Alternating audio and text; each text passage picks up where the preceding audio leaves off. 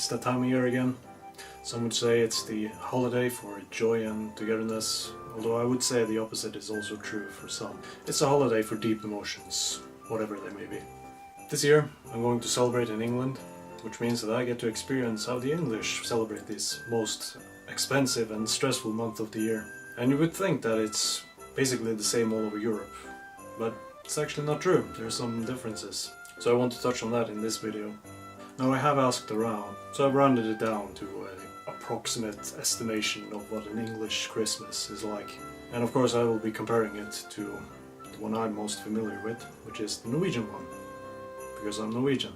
But before I dive into that though, let me get changed into something a little bit more appropriate for the occasion.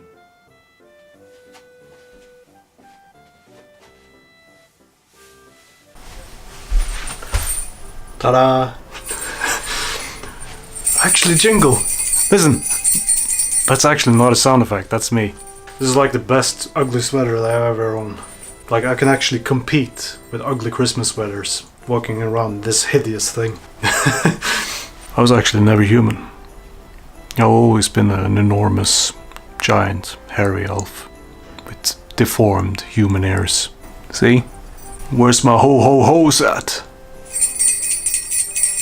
It's basically impossible to be upset when you're wearing this. I mean, look at it. Can you imagine that you're like walking down the streets, being all upset about something? Kids are too damn expensive.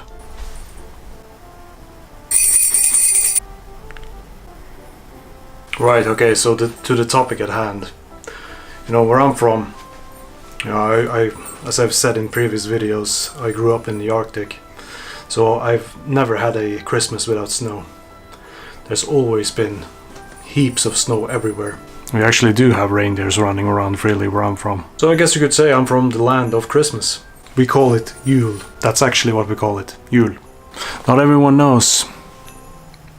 Christmas is a pagan holiday. It's like the darkest period of the year and the sun is returning, and that is a very joyous occasion, like winter solstice. Right, similarities. So you get all the basic stuff that still is like in every culture, like the decorations, the songs, some of the songs, the stress. Everyone is stressed and acts like cave trolls, and everyone is skint at the end of it. You know, you get some really nasty people around Christmas, at least up until Christmas Eve. After that, people start to get mellow and just get all jolly again. And then we go to January, where we start selling Easter eggs. So, differences. Brits actually celebrate on the 25th. The rest of us celebrate on the 24th. Usually it's like a big dinner. All the family that you don't like have gathered around one table. You know, and if you manage to get through it without a fight, had a pretty good Christmas. Alcohol here is very cheap compared to Norway. Here it's totally fine to drink all day, from Christmas morning to around evening. A lot of people actually spend it in pubs. Yeah, that really surprised me, because in Norway we have this, it's almost like a sacred vow that you unknowingly take, that you only spend Christmas with family.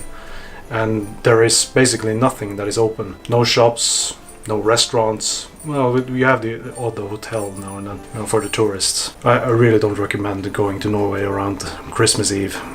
It's just gonna be like desolate. It's only thing you'll see are the polar bears prowling the streets, killing the odd straggler who didn't find their family. One fun thing they have here in England: Christmas crackers. Thanks. Okay, so I actually had to buy 10 of these because they don't sell them in singles. I guess no sad lonely people will ever buy these. From what I hear, it contains like a toy of some kind, a horrendously badly written dad joke, and one of those silly hats. Not one of these. Let me just show you. I hear rumors that it's actually illegal to open these alone, so I'm gonna need a British hand to help me out there. Thank you. I lost. That means that the spoils are actually hers. That is the rules. But maybe she'll show me what she got anyway. Oh, like a miniature deck of cards. What else? Oh yeah, the silly hat. Let's see if they can fit this thing on my freakishly large head. I feel royally handsome. So, let's hear the dad joke. What do snowmen eat for lunch? Hopefully not carrots. Iceburgers. And you get one of those in every single Christmas cracker. You pull them after dinner, and you do it like with the opposite person. Like you cross your arms like this, and then you pull. And such are the Christmas laws, Christmas cracker laws. Okay, let's talk about food. In Norway, you get 2 choices. No more, no less.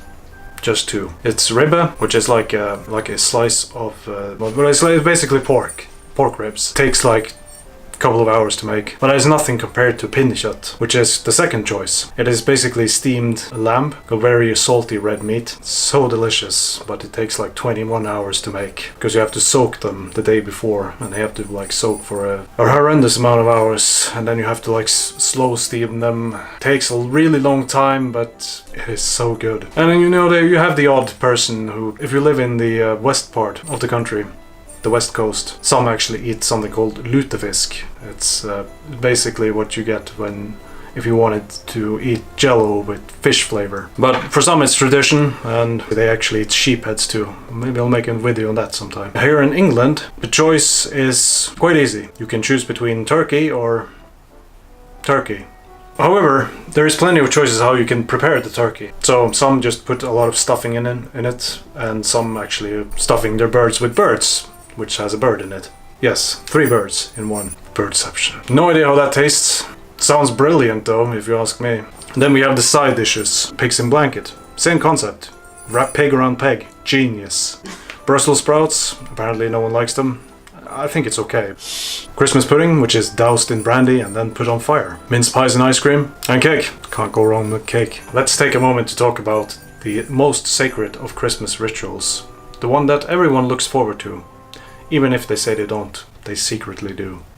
The Christmas presents exchange. So in Norway, we actually have a kind of an order to things. There are certain unspoken rules. In my family, we gather around, usually the sofa, sometimes even the Christmas tree itself. We assign one person to read the names on the Christmas presents, and we have one person who walks over when the name is read up and give that present to the person whose name it belongs to. It takes a bit of a time, but it's kind of like a cozy ritual. Once that is done, once everyone has their presents, sometimes we compare piles, but just in good spirits. It's not really about that. It's what I tell myself, because my pile gets smaller and smaller every year.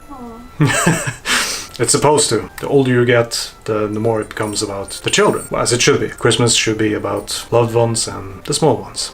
We take it in turns, we usually go clockwise. The person who opens a present opens it, shows it to everyone. They all go, oh, that's nice, all that pretending to care. And then there's the next person, and so on and so on. Again, takes a while, but it's nice. And then we have the British one, which I've heard is quite different. Gird your loins. So Christmas morning, you wake up and it is on. It is free-for-all. It is battle royale. You just go savage. You just rip them apart. There is no system. There is anarchy. There is chaos. And to them it's great. I'm sure it'll be fun. Apparently they don't like too much tension. It makes it a bit awkward. Well, we embrace it. Right after that, then begins the alcohol consumption. The rat is making noise. I'm gonna put him on your shoulder, hold on. Hey Robin. We actually don't have rats in the Arctic. So when we got them I was a bit skeptical, but I quickly changed my mind because look at their little faces. Right, so after the presents has been demolished, opened, we wait for the Queen's speech, which is required by law to watch. If I don't watch it, I'll get deported. Okay, so the Queen's speech, everyone watches it. It's Christmas tradition. She's a nice old lady. And after that, you continue the alcohol consumption and the food consumption. You just go around and eat and drink basically all day. That is what you do. And at around 7 early evening, there is the Doctor Who special, which is also required to watch by law. Also a Christmas tradition. There's not really much to do after that. You just sit in your fortress of chocolate and deodorant sets. Then congratulations, you've survived the UK Christmas. Merry Christmas, or as we say in Norwegian, God jul.